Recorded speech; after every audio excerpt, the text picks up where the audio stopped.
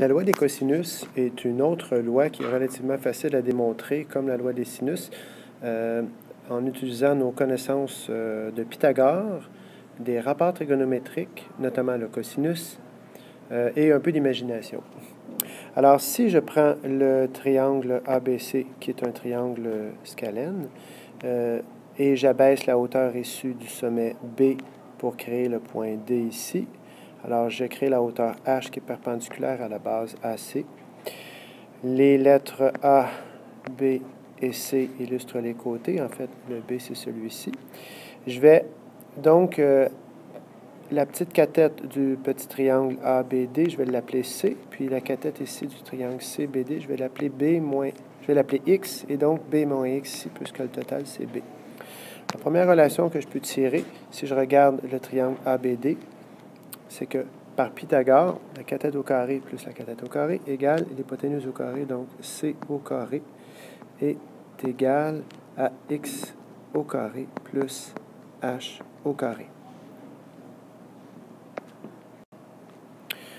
Ici, pour fin de calcul ultérieur, je vais isoler H au carré, qui est en fait C au carré moins X au carré.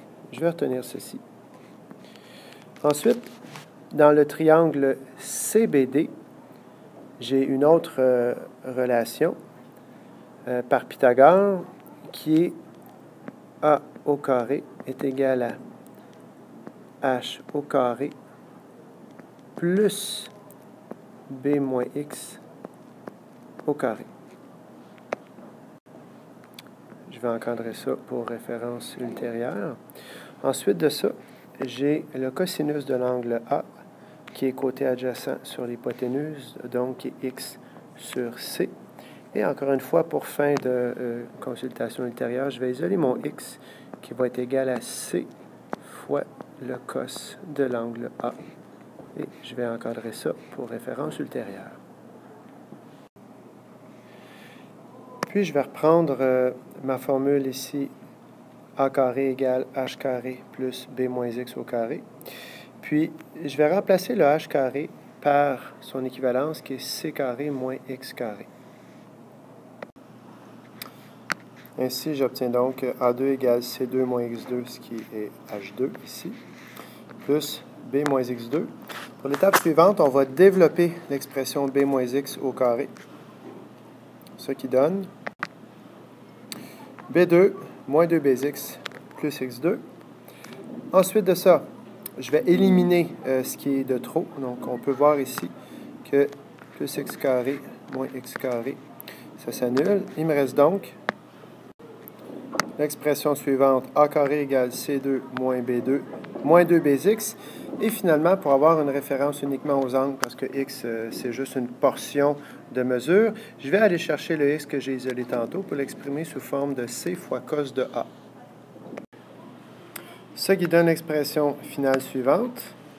Et c'est ça qui est ma loi des cosinus. Alors, si je résume, cette situation est intéressante, puis on va le voir dans les deux prochaines capsules.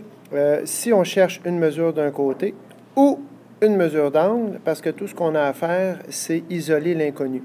Alors, la relation s'applique exactement de la même façon qu'on recherche un côté ou l'autre. A carré égale C carré moins B carré, moins le double du côté ici, fois C cos de l'angle opposé à ce côté-ci.